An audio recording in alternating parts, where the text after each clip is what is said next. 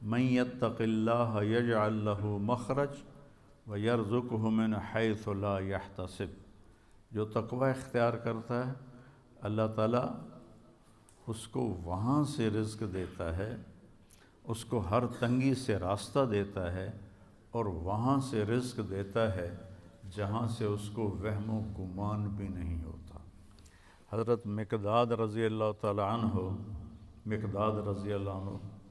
پیشاب کرنے گئے تو سامنے ایک سوراخ تھا، جہاں وہ بیٹھے پیشاب کر رہے تھے سوراخ تھا، تو ایک چوہا اندر سے نکلا اور 1 دینار آپ کے سامنے پھینک کے اندر چلا گیا، پھر گیا، پھر ایک دوسرا دینار لے کے آیا، پھر 3، پھر 4، پھر 5، پھر 6، پھر 7، پھر 8، 19 دینار اس نے اپنے سوراخ سے نکال کے حضرت مقداد کے سامنے پھینک کے اندر چلا گیا۔ وہ بڑے بھی حیران پریشان، انہوں نے وہ اٹھائے، فارغ ہو کر آ کر اللہ کے نبی کو پیش کیے کہ یا رسول اللہ میرے ساتھ تو یہ قصہ ہوا ہے، آج چوہے نے مجھے مالدار بنا دیا۔ تو آپ نے فرمایا یہ رزق ہے جو اللہ نے تجھے عطا کیا ہے۔ پھر یہ آیت پڑھی، من یتق اللہ یجعل لہ مخرج ویرزقہ من حیث لا یحتسب۔ اب یہ راستہ صرف مسلمان کے پاس ہے کہ اگر وہ تقوی اختیار کرتا ہے تو اسے اللہ وہاں سے دے گا جس کا اس کو وہم و گمان بھی نہیں ہوگا۔ من یتق اللہ یجعل لہ من امرہ یسرا، جو تقوی اختیار کرے گا اللہ اس کے لیے آسانیاں پیدا کر دے گا۔ من یتق اللہ یکفر عنہ سیئاتہ ویعظم لہ اجرا، جو تقوی اختیار کرے گا اللہ اس کے گناہوں کو معاف کر دے گا، صاف کر دے گا۔ یکفر کا مطلب ہوتا ہے نشان مٹا دینا، عفا کا مطلب ہوتا ہے چھپا دینا، اور تکفیر کا مطلب ہوتا ہے نشان مٹا دینا۔ اللہ ان کے گناہوں کے نشان مٹا دے گا اور ان کا اجر بہت زیادہ کر دے گا۔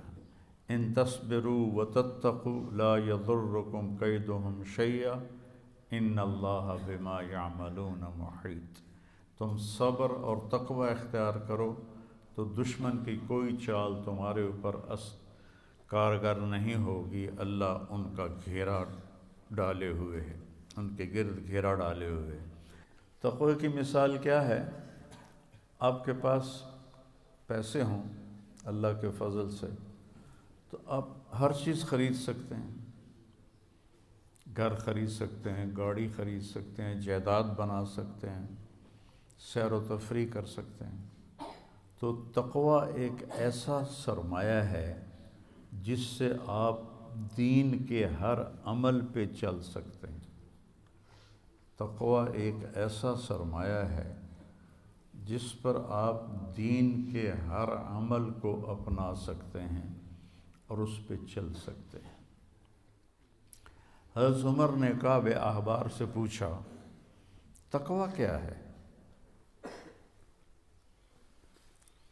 چونکہ قرآن میں مختلف تعبیرات ہیں تقوی کی، تو حضرت عمر نے پوچھا، کعب احبار یہودی عالم تھے، ایمان لائے تھے، تابعی ہیں، مت تقوی؟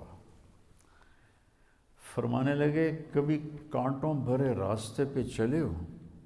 سبحان اللہ۔ کہنے لگے ہاں، اور اب میں تو کانٹے ہی کانٹے تھے، کوئی سبزہ تو تھا ہی نہیں۔ تو کہنے لگے پھر کیا کرتے ہو؟ کہا میں اپنا کرتا سمیٹ لیتا ہوں، دامن سمیٹ لیتا ہوں، اور کانٹوں سے بچا کے میں آگے نکل جاتا ہوں۔ کہ بس یہ تقوی ہے کہ چاروں طرف گناہوں کے خاردار کانٹے ہیں،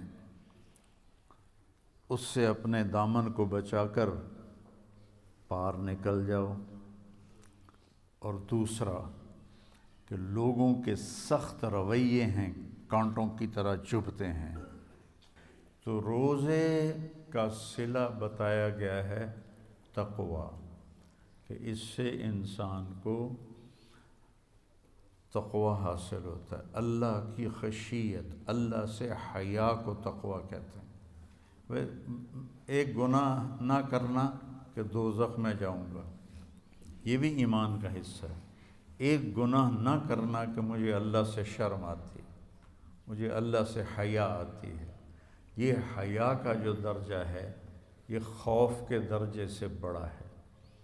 یا ایھا الذین آمنوا، یہ عزت صرف اس امت کو ملی ہے اور کسی امت کو یہ اعزاز نہیں ملا۔ کتب علیکم الصیام، تم پہ روزے ہم نے فرض کیے ہیں، کما کتب علی الذین من قبلکم، جیسے تم سے پہلے لوگوں پر ہم نے روزہ فرض کیا تھا تم پر بھی فرض کیا ہے۔ کیا ملے گا؟ لعلکم تتقون، تمہیں تقوی ملے گا۔